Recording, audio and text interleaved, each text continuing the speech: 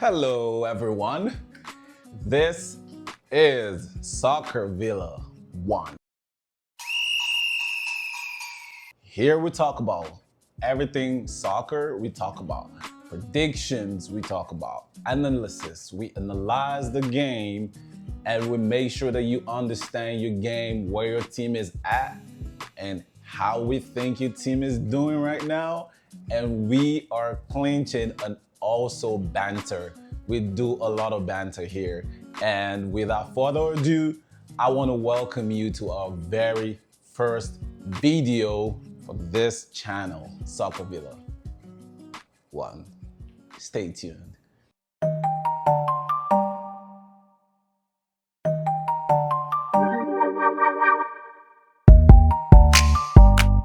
was going on target.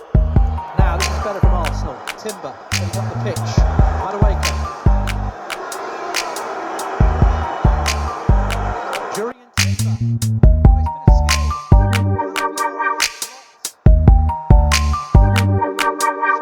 It's a good strike. What a goal!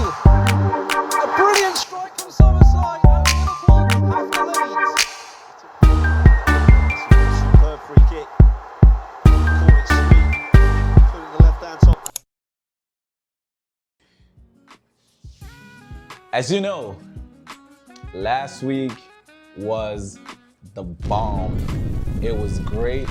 It was everything spectacular that football can be about or soccer can be about. It was fantastic. It was scintillating because Chelsea came up against Liverpool. And against all odds, Liverpool were the favorite, even if they were playing away at Stamford Bridge. Bro, the distance between Liverpool and West London is 5 hours. Liverpool, as we all know right now, has always had the streak of late goals, playing around with the ball and scoring at a very odd hour that keeps you very disadvantaged, right? And right now, it has been jinxed. It's been different. The things have changed. Let me take you back a little bit more. The first time Liverpool lost for the past 2 weeks or 3 weeks, if I'm not mistaken, was against Crystal Palace, right? So that was when the streak started. So they played with Crystal Palace, and Crystal Palace actually played a good game. And then Crystal Palace gave them a taste of their medicine and scored at the 90+ extra minute. Moving forward, it was more like, one of those things, you don't win every game. And then they went to Champions League and played against Galatasaray. And same thing happened. Different, but it was the same. They lost. So against Galatasaray, they lost because our own Seamen, if you're Nigerian, scored against Liverpool, and that was it.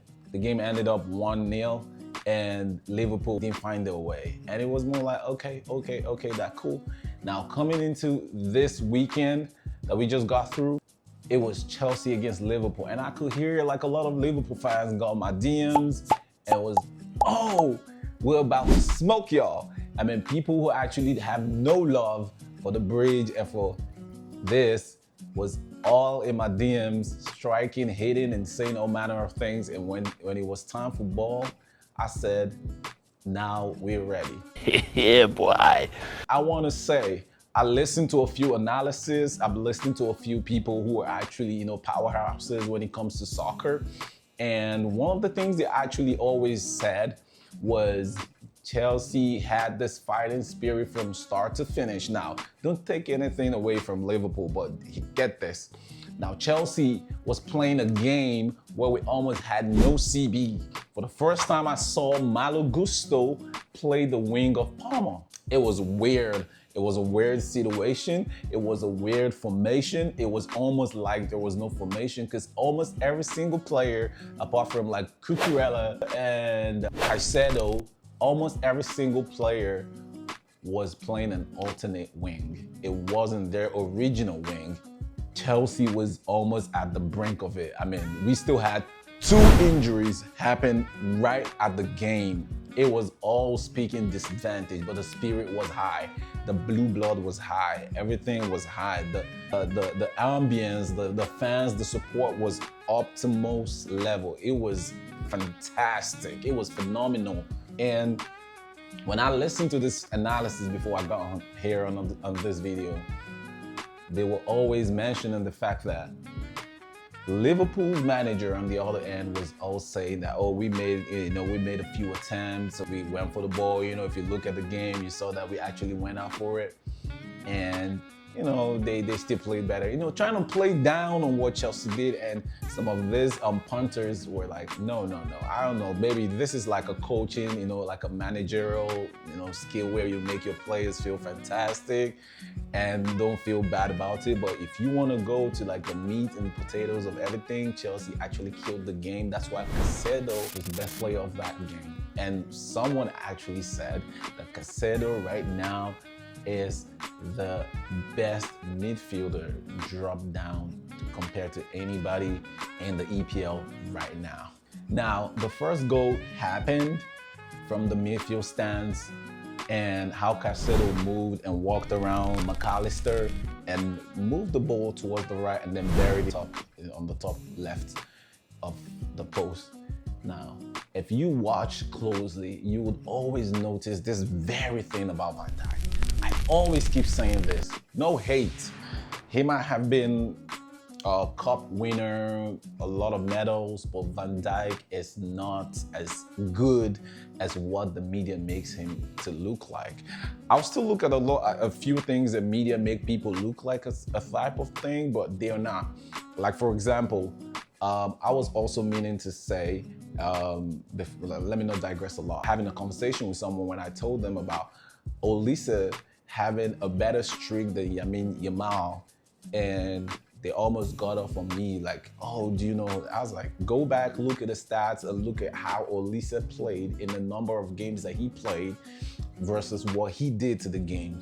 Hey, Virgil van Dijk has never been the defender to apprehend you. He only has tall frame, big body. He can, move you away from the ball without even feeling any type of stress. He's got good fitness, but he is not a fantastic defender. I don't care. I grew up watching people like John Terry. I watched people like Samuel Hyypiä of Liverpool too.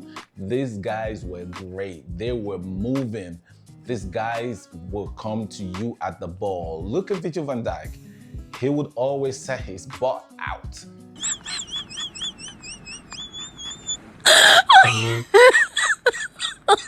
Oh my God. What are you doing, bro? Someone said it's called wireless defense. I don't get it. Like, someone is coming to your goal with the ball and you are refraining away from him and setting your butt out. To do what, actually? Strange. So Virgil van Dijk was trash. I don't care how people look at it. In this game, he didn't play nothing, nada. And big ups also to Cucurella, who put Salah on leash. He held Salah and took him to the pen and locked him up there. Hey, my dog, stay there. That's where you belong, He put Salah on the leash. Salah almost didn't play with confidence. We didn't see the Salah we know. Salah is the most deadly sniper soccer player that you have in Liverpool. He is concise, he's precise with the ball. But like someone said in his analysis, Salah has never been used to playing with like real attackers that are like goal scorers. Salah has always been the spot-on spotlight player. So everybody always moved the ball to him and he actually knows what to do with the ball.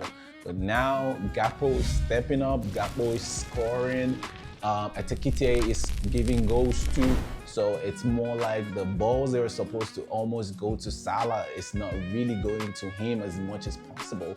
And mind you, it has to change too, because a lot of teams understand the mindset now. They understand the mindset of Liverpool when it comes to how they want to play the ball, how they want to always put Salah on the run, make Salah be the real reason why the attack, put him on the spot every time, and now they try to isolate him away from the ball and the other people are finding it hard to actually move with it. Now, we go back to the game. In this game, I saw Chelsea play as a team like never before, like in a long time.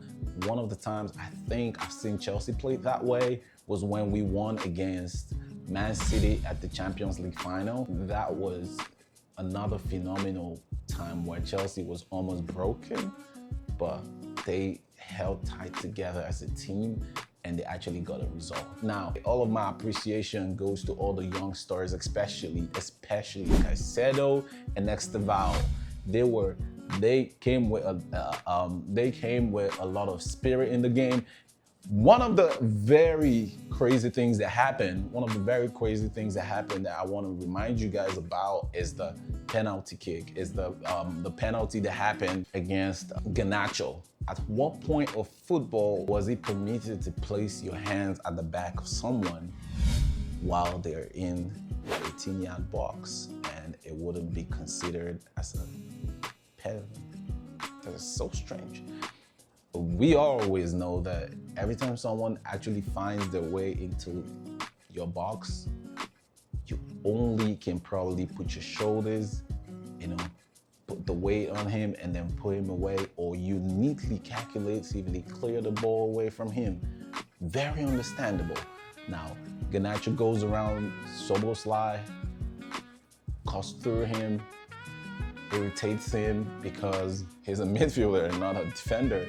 So he puts his hand on him.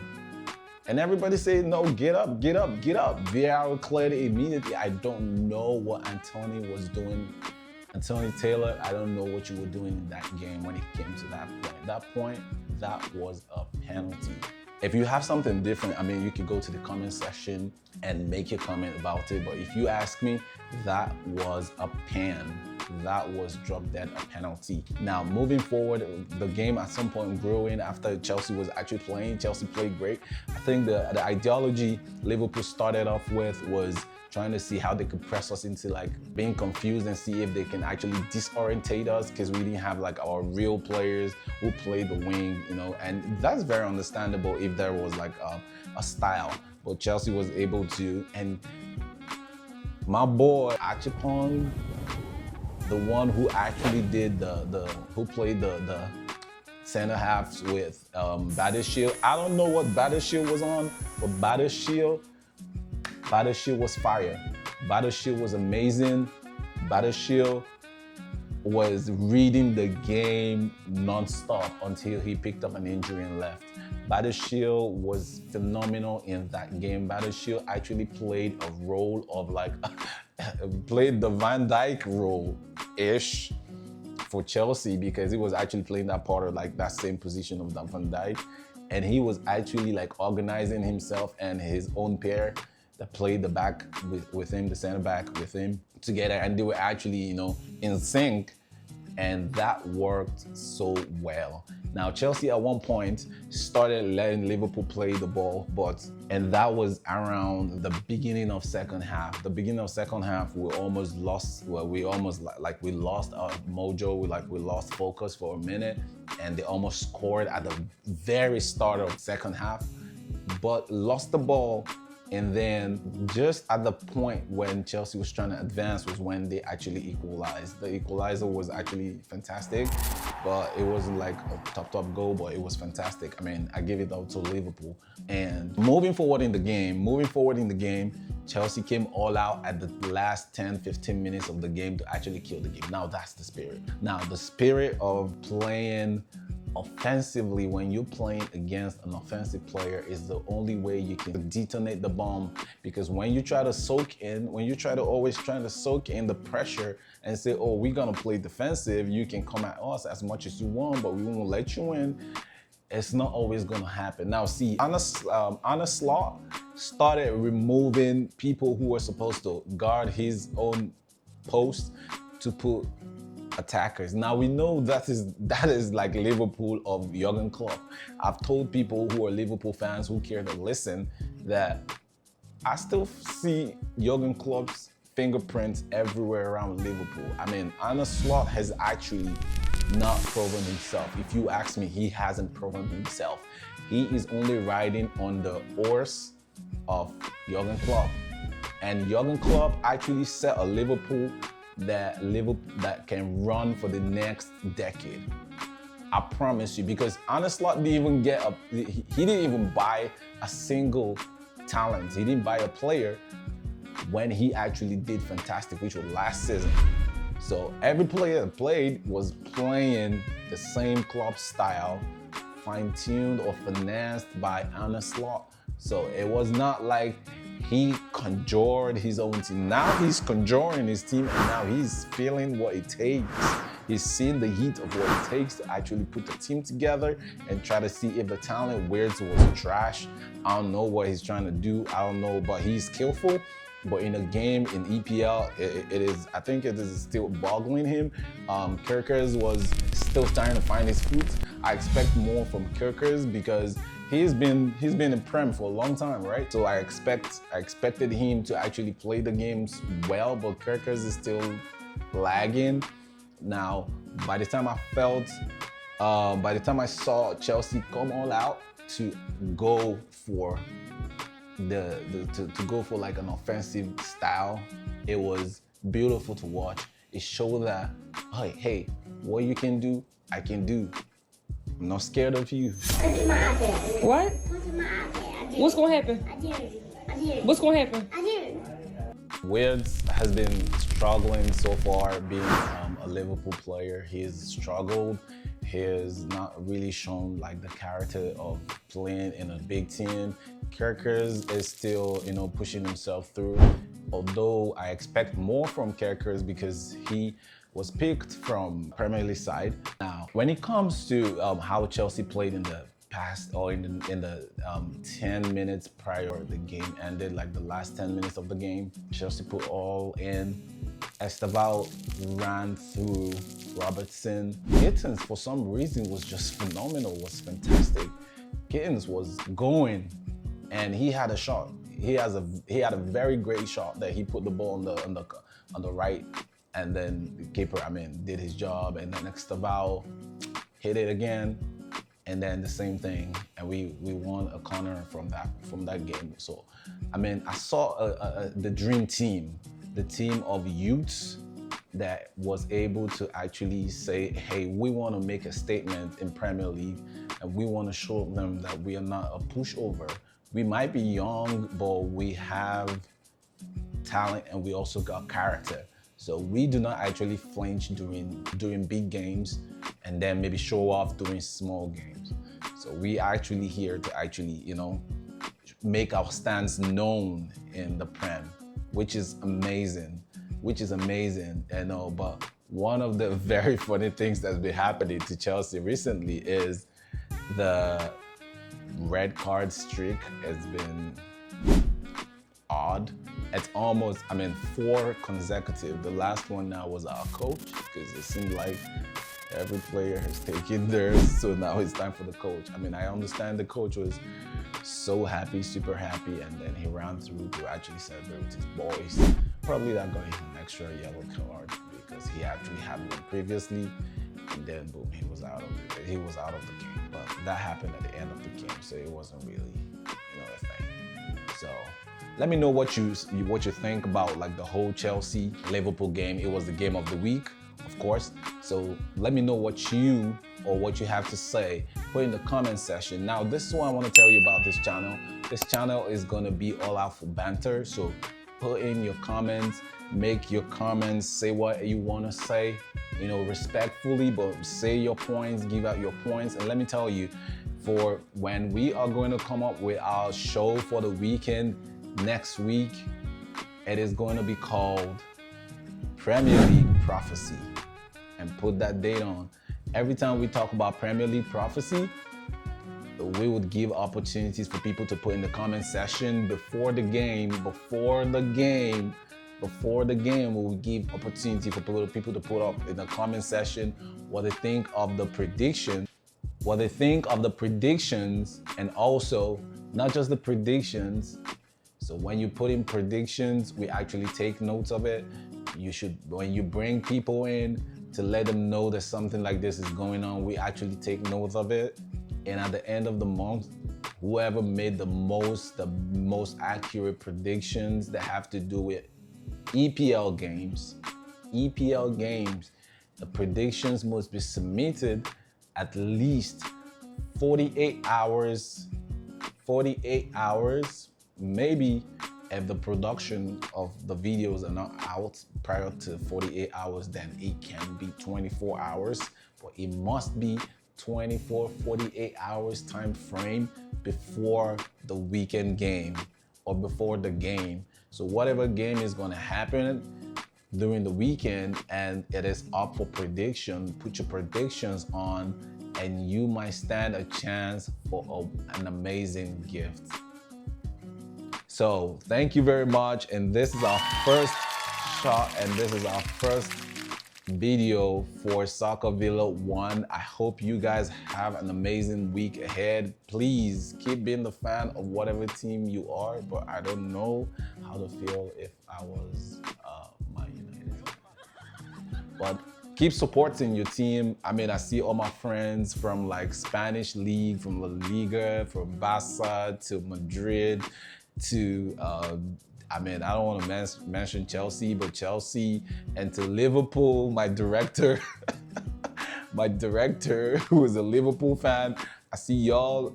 I mean, keep supporting your team. Soccer is a beautiful game, and we are all here for it. We're all here to make sure that it goes as much as possible. It grows. It also reaches out.